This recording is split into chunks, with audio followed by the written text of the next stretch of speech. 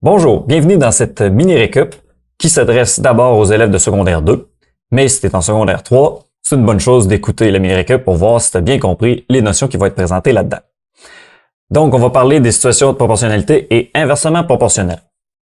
Donc, si tu es en secondaire 3, tu as déjà vu ces situations-là, mais là, tu vas les aborder en secondaire 3 sous l'angle des fonctions.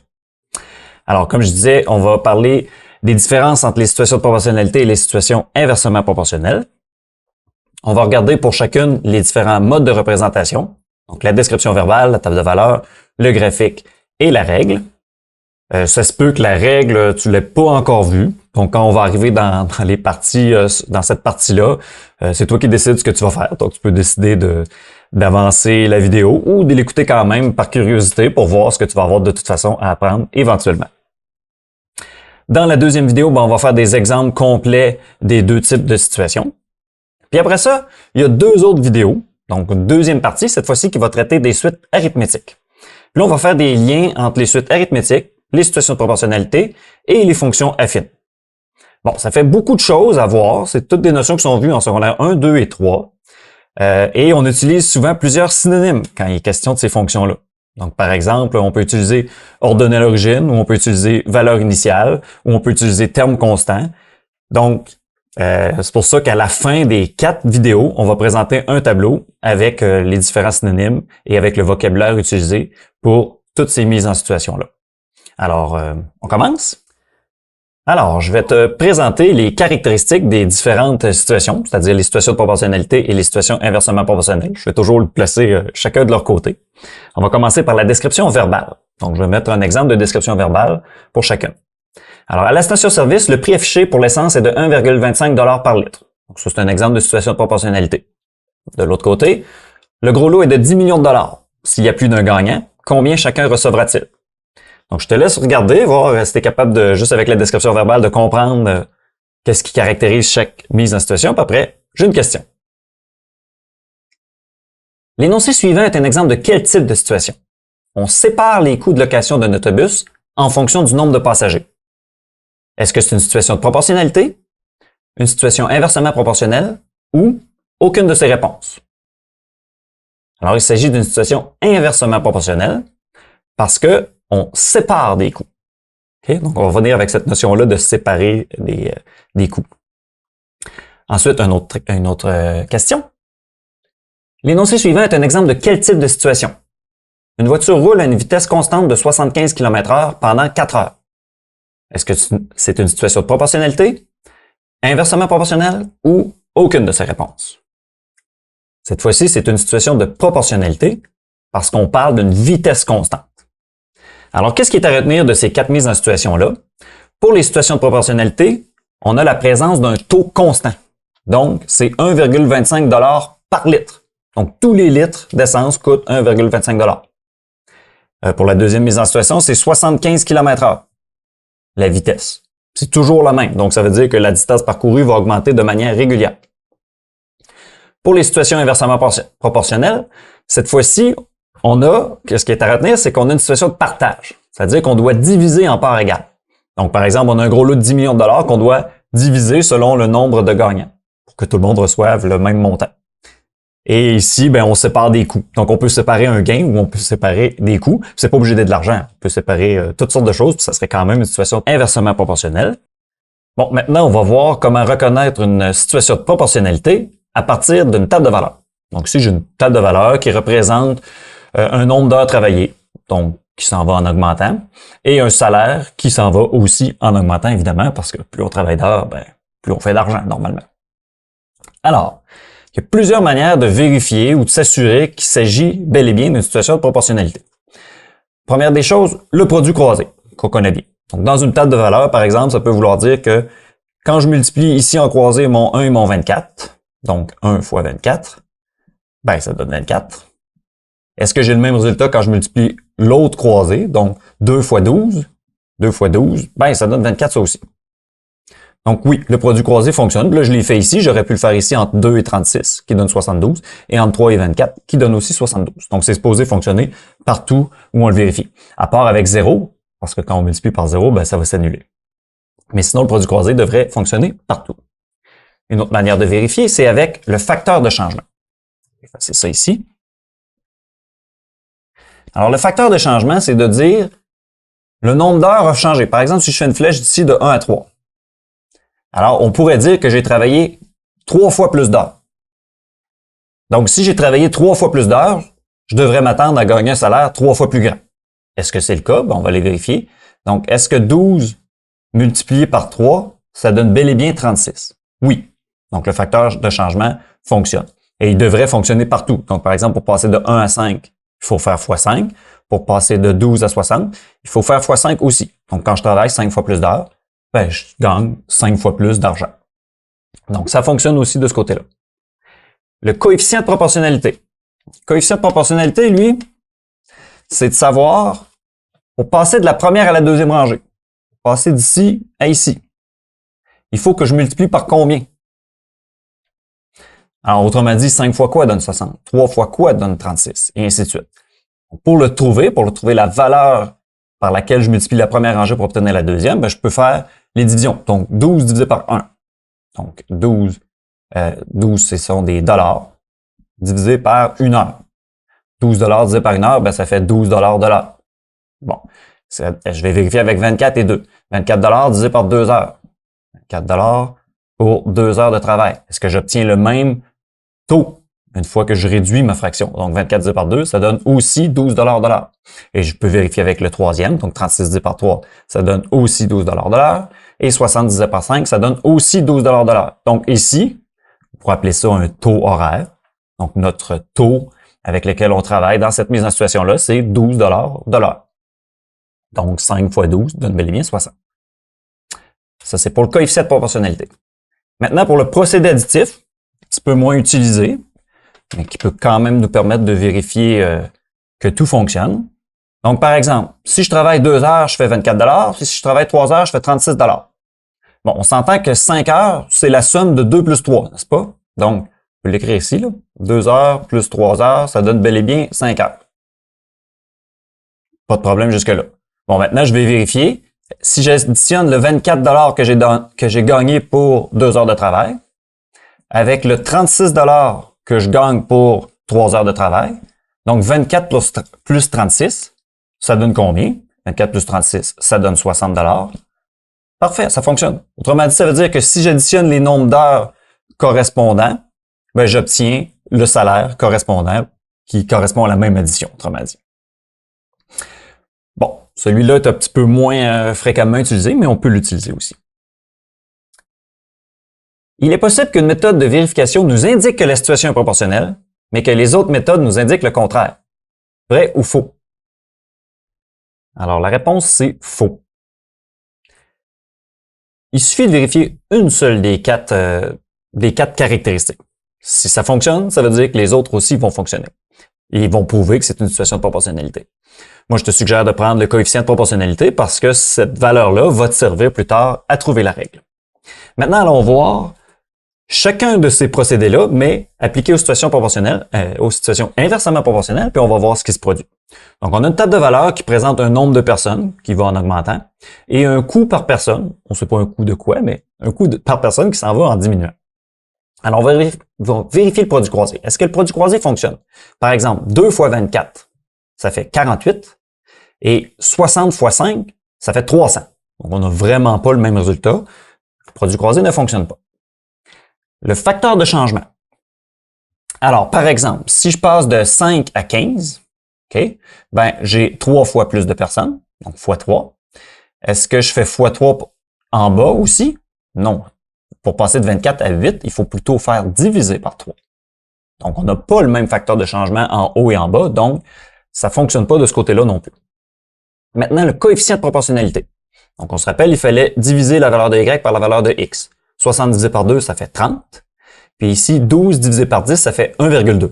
Donc, 30 $ par personne, puis ici, 1,2 $ par personne. On n'a vraiment pas le même coefficient de proportionnalité. Ça ne fonctionne pas. Pour le procédé additif, alors 5 personnes plus 10 personnes, ça fait un total de 15 personnes. 24 plus 12, ça fait 36 et non 8. Donc, le procédé additif ne fonctionne pas non plus. Alors, aucun des 4 procédés qu'on avait vus pour la situation de proportionnalité fonctionne. J'ai une autre question par rapport à ça. Si une situation donnée n'est pas une situation de proportionnalité, alors il s'agit nécessairement d'une situation inversement proportionnelle. Vrai ou faux? C'est faux. OK? Donc, faut pas sauter aux conclusions. C'est pas parce que je vérifie le produit croisé et qu'il fonctionne pas que c'est nécessairement une situation inversement proportionnelle. Ça se peut que ce soit autre chose. OK? Il y a plein d'autres types de situations qui existent. En secondaire 2, c'est les deux avec lesquels tu vas travailler pendant l'année. Situation de proportionnalité, situation inversement proportionnelle. Mais pour le reste de ton secondaire 3, 4, 5, ben là, tu vas voir toutes sortes d'autres situations qu'on va appeler éventuellement des fonctions. Donc, quand on a une situation inversement proportionnelle ou qu'on a une table de valeurs où on pense que c'est une situation inversement proportionnelle, il faut aller un petit peu plus loin. Okay? Il faut aller vérifier ces deux choses-là. Mais avant, je vais commencer par pointer quelque chose d'important. J'en ai un petit peu parlé. Le nombre de personnes va en augmentant et le coût par personne va en diminuant. Donc ça, c'est caractéristique de situation inversement proportionnelle. Quand une valeur monte, l'autre variable va plutôt y aller en diminuant. Mais c'est pas suffisant. Là, okay? Il faut aller vérifier de quelle façon ça diminue. Ici, on avait déjà travaillé un petit peu là-dessus. Donc, par exemple, le nombre de personnes a été multiplié par 3, donc est 3 fois plus grand, et le coût par personne est 3 fois plus petit, ou a été divisé par 3.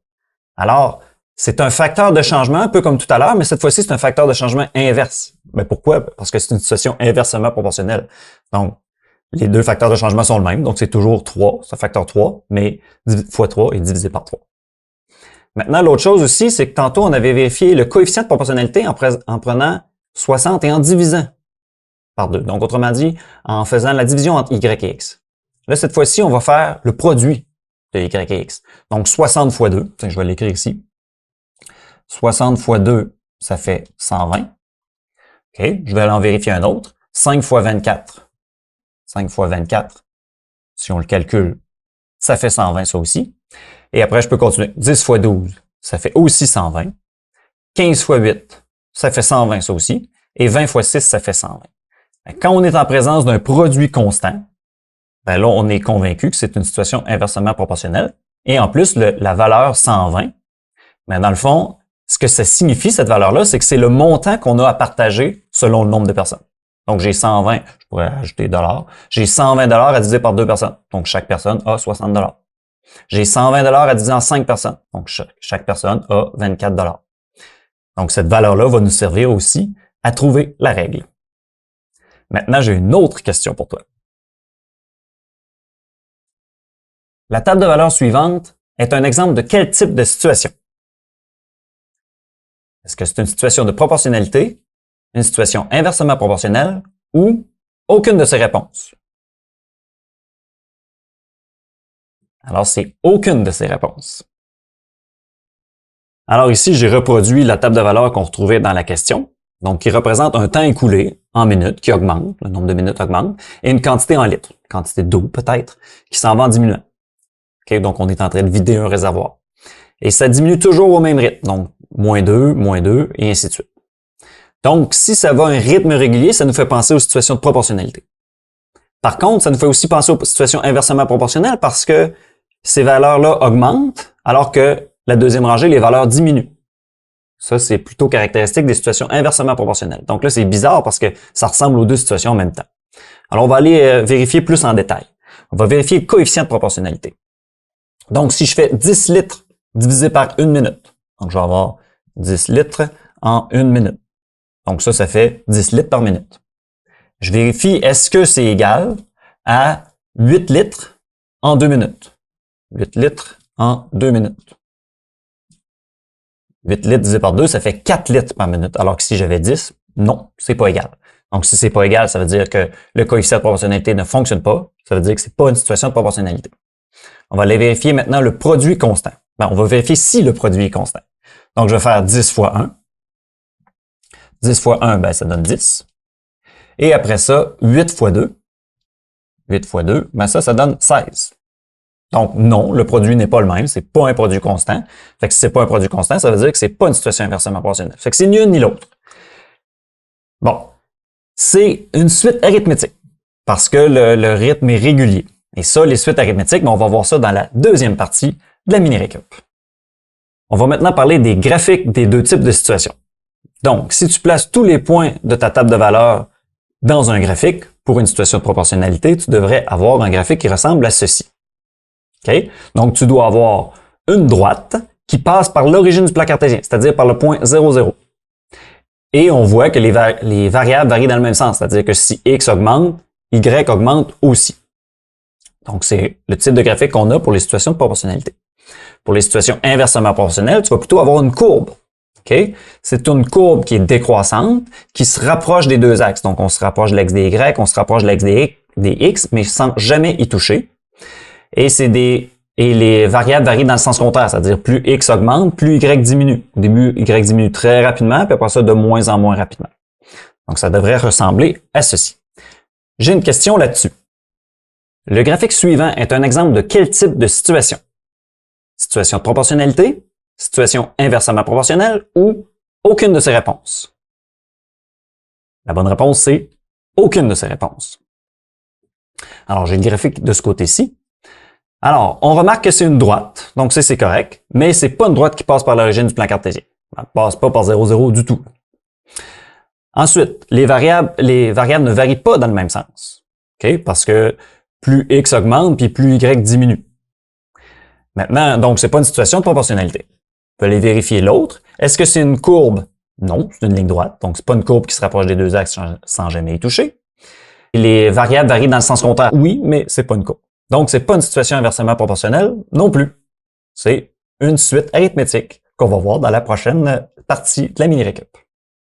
Maintenant, le dernier mode de représentation qu'il nous reste à voir pour ces deux situations-là, c'est la règle. Alors, le modèle mathématique pour une situation de proportionnalité est le suivant. Y égale AX, où A est le coefficient de proportionnalité dont on a parlé plus tôt. Voici quelques exemples. Donc, Y égale 1,25x, donc le coefficient devant la variable x, ça peut être un nombre décimal. Donc, par exemple, ici, 1,25, ben, ça pourrait représenter le prix par litre. Okay? Donc, 1,25 $ par litre fois x qui serait le nombre de litres et qui donnerait y qui serait le coût total. Ensuite, on peut avoir une règle toute simple comme ça, avec t égale n. C'est pas obligé d'être les variables y et x, ça peut être n'importe quelle lettre. T et n est souvent utilisé quand on parle, par exemple, des suites arithmétiques. Donc, pour un terme et pour le n pour le rang. Ici, le coefficient n'est pas indiqué. Dans ce temps-là, on sait que c'est 1. Donc, 1 fois n, ça donne n. Donc, on n'est pas obligé d'écrire le coefficient 1 en algèbre en général. Et finalement, d égale 100t. Ça, par exemple, ça pourrait être la distance, d pour distance, qu'une voiture pourrait parcourir en fonction du temps. Donc, le temps en heure, par exemple, si la personne ou si la voiture va à 100 km/h. Donc, 100 km/h fois 1 heure, 100 km/h fois 2 heures, et ainsi de suite. Donc, ça, c'est un exemple. En fait, ce sont 3 exemples des situations de proportionnalité. Maintenant, j'ai une question là-dessus. La règle suivante représente aussi une situation de proportionnalité. Y égale 5x plus 3. Est-ce que c'est vrai ou faux? C'est faux. Donc, je l'ai mis ici, 5x plus 3, mais est-ce que ça correspond bel et bien au modèle mathématique? Non, parce que le modèle mathématique, il n'y a pas de terme constant. C'est juste un coefficient multiplié par la variable x et c'est tout. Donc, s'il y a un terme constant, ça n'est pas une situation de proportionnalité. Maintenant, pour les situations inversement proportionnelles, on a le modèle mathématique suivant. Y égale k sur x, où k, c'est le produit constant dont on a discuté plus tôt. Donc, voici quelques exemples. Y égale 120 sur x. Ça, par exemple, ça pourrait représenter un montant total, 120 $, qu'on a à diviser par un certain nombre de personnes. Et y, à ce moment-là, représenterait le coût ou le montant par personne.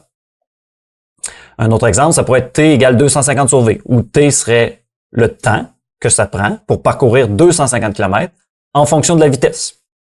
Donc, si j'ai 250 km à faire et que je vais à 1 km/h, ben 250 divisé par 1, ben ça va me prendre 250 heures. Moi, je vais te faire remarquer quelque chose par rapport aux deux règles. C'est que dans une situation de proportionnalité, on a une multiplication. Donc, on multiplie un coefficient par la variable x, tandis que dans une situation inversement proportionnelle, ben, on a une division. On a un montant ou une valeur qu'on divise par la variable x ou par n'importe quelle variable. Et la multiplication d'un côté et la division de l'autre, ben, c'est des opérations inverses une de l'autre. Donc, c'est pour ça qu'on appelle ça une situation inversement proportionnelle. Maintenant, j'ai une question là-dessus. La règle suivante est un exemple de quel type de situation? y égale 3/4 x. Est-ce que c'est une situation de proportionnalité, une situation inversement proportionnelle ou aucune de ces réponses? Alors ici, c'est une situation de proportionnalité. Alors, je l'ai affiché dans le haut ici. Y égale 3/4 x. Bon, là, j'ai dit quand il y avait une division, c'est une situation inversement proportionnelle. Mais ici, 3/4, on peut calculer la valeur de ça. 3/4, ça donne 0,75. Donc, dans le fond, on a 0,75 fois x. C'est une multiplication qu'on a. Donc, le coefficient peut être écrit sous forme de fraction. Ça ne change rien. C'est quand même une multiplication. Donc, c'est une situation de proportionnalité dans cet exemple-là. Alors, ça fait le tour pour les caractéristiques des deux types de situations, situation de proportionnalité et inversement proportionnelle. Dans la prochaine vidéo, on va faire deux exemples avec ces situations-là, puis on va entre autres utiliser la règle pour trouver des valeurs manquantes. Alors, je t'invite à poursuivre vers la prochaine vidéo.